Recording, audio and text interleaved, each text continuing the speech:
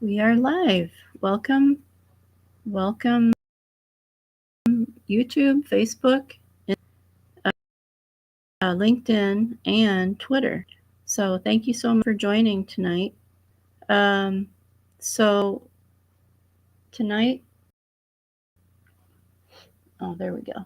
We're gonna talk about what's going on in the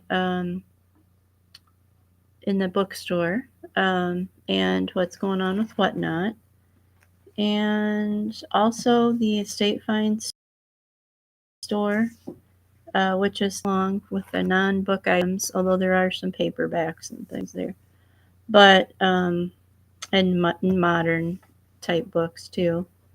But I wanted to talk a little bit about a big donation that the library got from an estate not too far from here.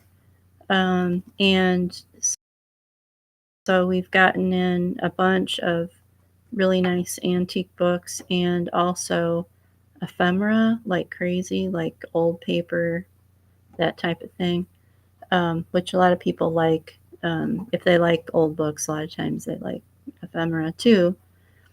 And so stay tuned for that. That'll be coming up in both the stores and um, on eBay and as well on Whatnot, which is a new venture that I started. It's an auction site that you have to get accepted to as a seller. And so I have gotten, and so that's what we'll be doing. And I have started a ephemera show for for a lot of things we have around the library. Actually, that's why I even started Whatnot, was because of all the stuff at the library, which is where I work, um, to try and keep ahead of the things that are donated and just, you know, in general. So, anyway, it's an ongoing project, but so we got in some local history type stuff, and then we also got in some cool photos and advertising and just different stuff that I'll be having in the coming weeks. But if you go to whatnot.com, signing up is free. And we're on there as Rarity Estate Find, just because I couldn't fit the regular name in there. I tried to, but it wouldn't fit. So, anyway, I just wanted to let you guys know about that. And so I'm still going through this stuff. We have crates and crates of stuff and totes and boxes and stuff. So it's coming soon, to the stores and also on Whatnot. So that is an ongoing thing. And I'm in my new office here, as you can see all the paneling in the back of me. But I still don't have my Wi-Fi over here, so I don't know when it's coming, honestly. Like, it's taken forever, but um, I assume it hopefully this week. It was maybe supposed to be here last week, but it didn't quite materialize. So hopefully this week. Um, and Other than that, we've been getting in some really, really cool books, and maybe the next show I will pull a smattering of those and let you guys see what we're getting in, because I'm really excited for Christmas and everything. So, all right, so I guess we'll go ahead and start.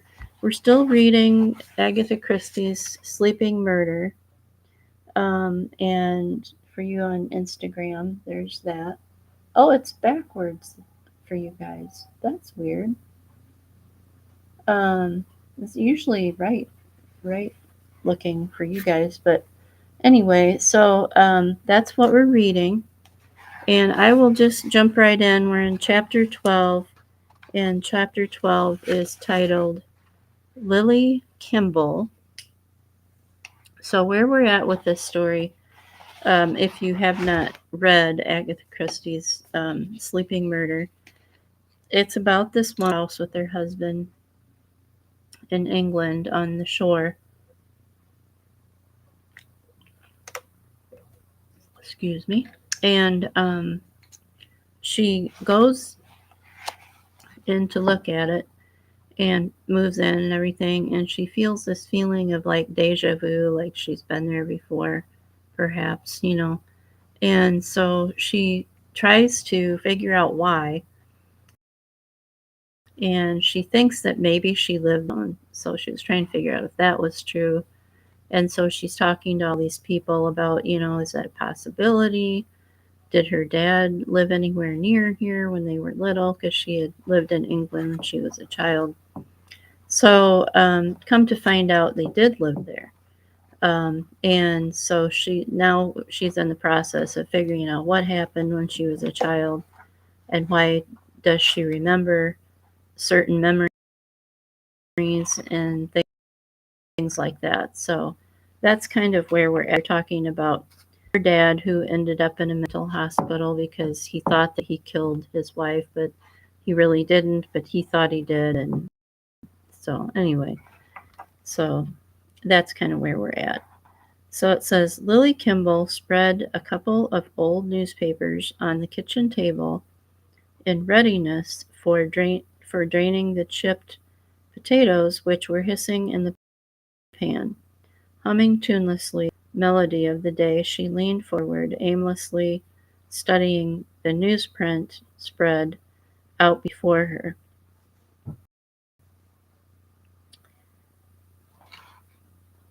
Then suddenly she stopped humming and called, Jim, Jim, listen here, will you? Jim Kimball, an elderly man of few words, was washing at the scullery sink. To answer his wife, he used his favorite monosyllable. "Ar?" said Jim Kimball. "It's a piece in the paper. Will anyone with any knowledge of Helen Spenlove Halliday, née Kennedy, communicate with messengers Reed and Hardy, Southampton, Rowell? Seems to me they might be meaning Mrs. Halliday, as I was in service with at St. Catherine's." Took it from Mrs. Fendison, they did, and her husband. Her name was Helen, right enough, yes, and she was sister to Dr. Kennedy. Him, as always, said I thought to have had my adenoids out.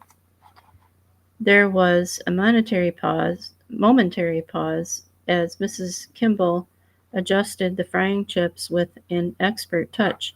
Jim Kimball was snorting to the roller towel as he dried his face. "Of course it's an old paper, resumed Mrs. Kimball.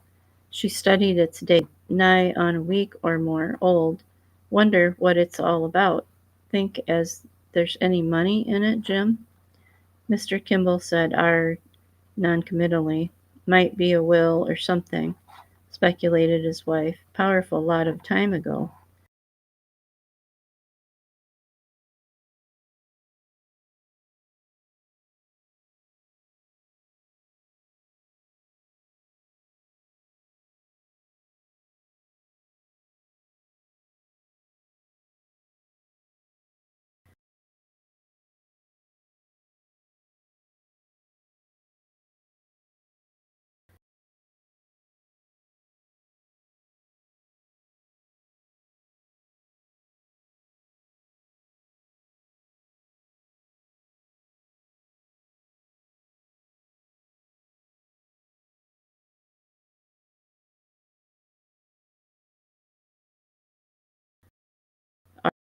Our no imagination, Edie hadn't. Those clothes she was supposed to have took away with her, well, they weren't right, if you know what I mean. There was a suitcase gone and a bag and enough clothes to fill them, but they wasn't right, those clothes, and that's when I said to Edie, depend on it, I said, the masters murdered her and put her in the cellar. Not only not really the cellar, because that Leonie, the Swiss nurse, she saw something out of the window come to the cinema along of me, she did, though she wasn't supposed to leave the nursery. But there, I said, the child never wakes up. Good as gold she was, always in her bed at night, and Madam never comes up to the nursery in the evening. I says, nobody will know if you slip out with me. So she did, and when we got in, there was ever such a shem, shamazel going on. Doctor was there, and the master ill and sleeping in the dressing room, and the doctor looking after him, and it was then he asked me about the clothes, and it seemed all right at the time. I thought she'd gone off all right with that fellow she was so keen on, and him a married man too, and Edie said she did hope and pray she wouldn't be mixed up with any divorce case. What was his name now? I can't remember. Begin with an M, or was it an R? Bless us, your memory goes. Your memory does go. Mr. Kimball came in from the scullery, and ignoring all matters of lesser moment, demanded if his supper was ready. I'll just drain the chips. Wait, I'll get another paper. Better keep this one. 'Twouldn't likely be the police, not after all this time. Maybe it's lawyers and money in it. It doesn't say anything, something to your advantage, but it might be all the same. Wish I knew who I could ask about it. It says write to some address in London, but I'm not sure I'd like to do a thing like that. Not to a lot of people in London. What do you say, Jim? Oh, said Mr. Kimball, hungrily eyeing the fish and chips. The discussion was postponed. Gwenda looked across the broad mahogany desk at Walter Fane. She saw a rather tired-looking man of about 50, and with a general nondescript face, and the sort of man Gwenda thought that you would find it a little difficult to recollect if you had just met him casually. A man who, in modern phrase, lacked personality. His voice, when he spoke, was slow and careful and pleasant. Probably, Gwenda, sound lawyer. She stole a glance around the office of the senior partner of the firm. It suited Walter Fane. She decided it was definitely old-fashioned. The furniture was shabby, but was made of good, solid Victorian material. There were deed boxes piled up against the walls, boxes with respectable county names on them. Sir John Veba? That's kind of a weird name. Veba Sour? Veba Sour. Trench. Lady Jessup. Arthur Fulkus, Esquire, deceased. The big sash window, the panes of which were rather dirty, looked into a square backyard, flanked by the solid walls of a 17th century adjoining house. There was nothing smart or up to date anywhere, but there was nothing sordid either. It was superficially an untidy office with its piled up boxes and its littered desk with its row of law books leaning crookedly on a shelf, but it was actually the office of someone who knew exactly where to lay his hand upon anything he wanted. Of Walter Fane's pen ceased. He smiled his slow, pleasant smile. I think that's all quite clear, Mrs. Reed, he said. A very simple will. When would you like to come in and sign it? Gwenda said whenever he liked. There was no particular hurry. We got a house down here, you know. Hillside, she said.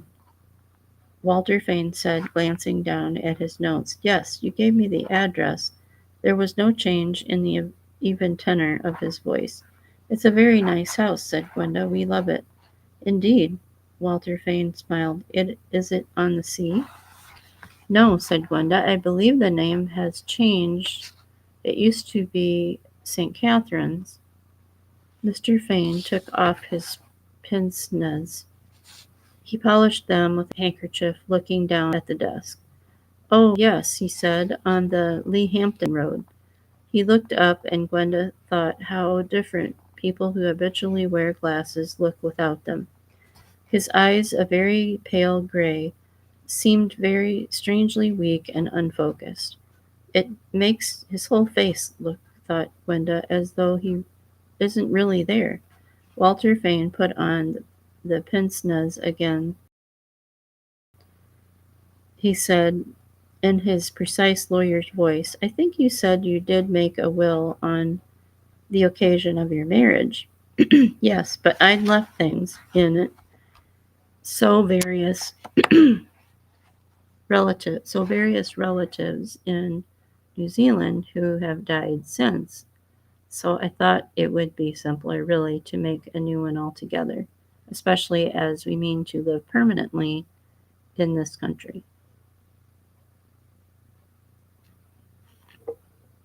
Walter Fane nodded. Yes, quite a sound view to take. Well, I think this is all quite clear, Mrs. Reed.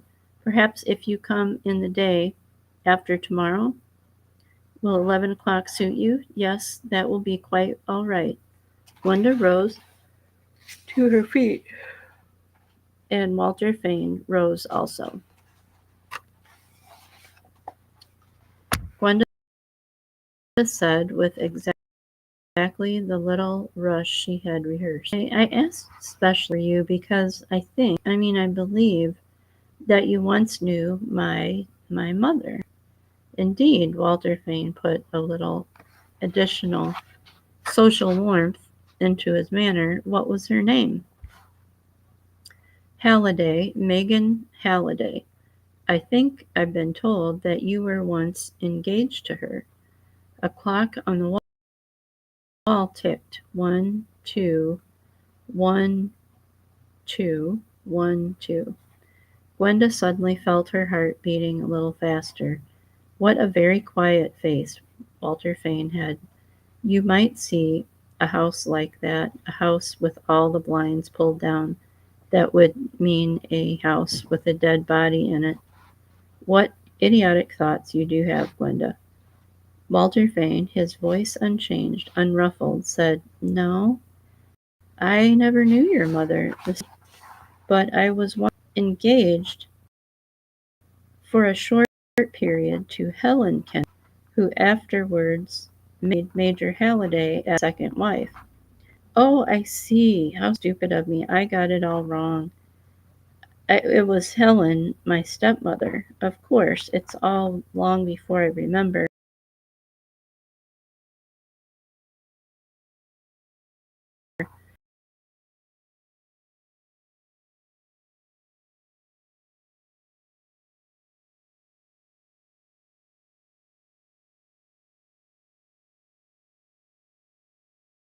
I was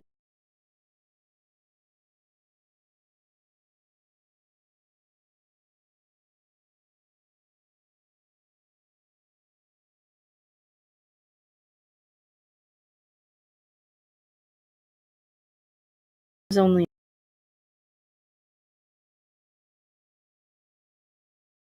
a child when my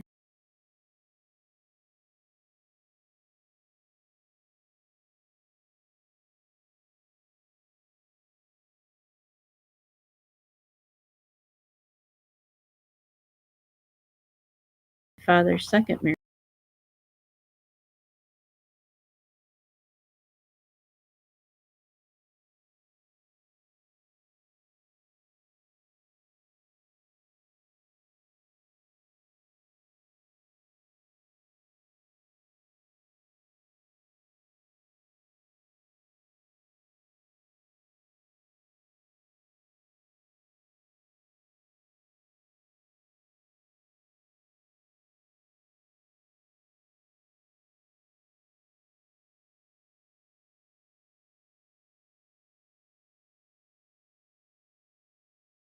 that my people lived in long ago. I remember the house, said Walter Fane. Again, he gave that slow, pleasant smile.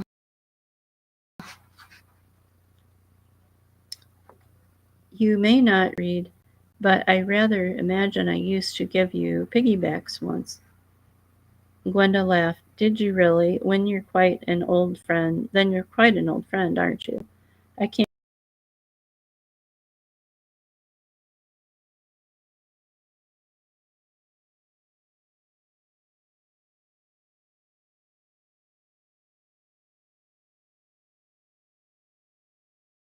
say tea planting, but the life didn't suit me. I was cut out to follow in my father's footsteps and be a prosy, unadventurous country solicitor. I'd passed all my law exams earlier, so I simply came back and went straight into the firm. He paused and said, I've been here ever since. Again, there was a pause, and he repeated in a lower voice, Yes, ever since. But 18 years, thought Gwenda, isn't really such a long time as all that. Then, with a change of manner, he shook hands with her and said, Since we seem to be old friends, you really must bring your husband to tea with my mother one day. I'll regret her to write to you. In the meanwhile, 11 o'clock on Thursday? Gwenda went out of the office and down the stairs. There was a cobweb in the angle of the stairway. In the middle of the web was a pale, rather nondescript spider. It didn't look, Gwenda thought, like a real spider. Not the fat, juicy kind of spider who caught flies and ate them. It was more like a ghost of a spider, rather like Walter Fane, in fact. Giles met his wife on the seafront. Well, he asked, he was here in Dalmouth all the time. At the time, said Gwenda, back from India. I mean, because he gave me piggybacks, but he couldn't have murdered anyone. Not possible. He's much too quiet and gentle, really nice, very, really, but the kind of person you never really notice. You know, they come to parties, but you never notice when they leave. I should think he was frightfully upright and all that, and devoted to his mother, and with a lot of virtues, but from the woman's point of view, terribly dull. I can see why he didn't cut any ice with Helen. You know, a nice, safe person to marry, but you don't really want to, said Giles, and I suppose he was just crazy about her. Oh, I don't know. I shouldn't think so, really. Anyway, I'm sure he wouldn't be our malevolent murderer. He's not my idea of a murder at all. You don't really know a lot about murders, though, do you, my sweet? What do you mean? Well, I was thinking about quiet Lizzie Borden, only the jury said she didn't do it, and Wallace, a quiet man whom the jury insisted did kill his wife, though the sentence was squashed on appeal, and Armstrong, who everybody said for years was such a kind, unassuming fellow. I don't believe murders are ever a special type. I really can't believe that Walter Fane. Gwenda stopped. What is it? Nothing. But she was remembering Walter Fane polishing his glasses, and the queer blind stare of his eyes when she had first mentioned St. Catherine's. Perhaps, she said uncertainly, he was crazy about her. And that is the end of that reading. So thank you for joining, Catherine. Um, we are wrapping that up. Please uh, see the replay so you can hear the whole thing. So tonight that ends the book chat reading of Agatha Christie's Sleeping Murder. And we'll be back here next Monday, Lord willing. And you can come back and see us. I'll try to be on here by 8. It's a little bit dicey these days because we're moving stuff over here, and So I am a little bit busy right now. Well, I'm a lot busy with all of this. So come back and we will see you next week. I'll try to be on here, like I said, by 8 and hopefully be done by 8:30ish like now. All right. Thank you so much for joining us. We'll see you next week. Bye-bye.